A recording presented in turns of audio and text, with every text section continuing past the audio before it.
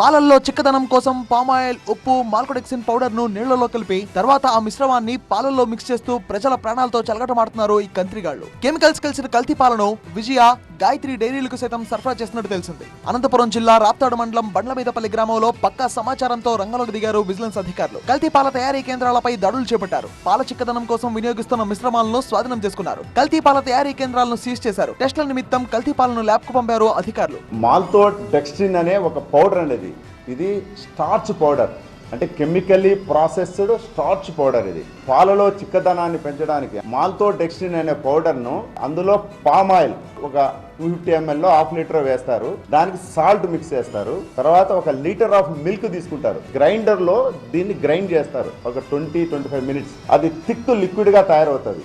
తయారైన తర్వాత ఒక హాఫ్ లీటరు ప్రతి 20 లీటర్స్ క్యాన్ కు ఒక హాఫ్ లీటర్ కలుపుతారు. కలపడం వల్ల ఏమవుతుందంటే ఇది థిక్నెస్ పెరుగుతుంది.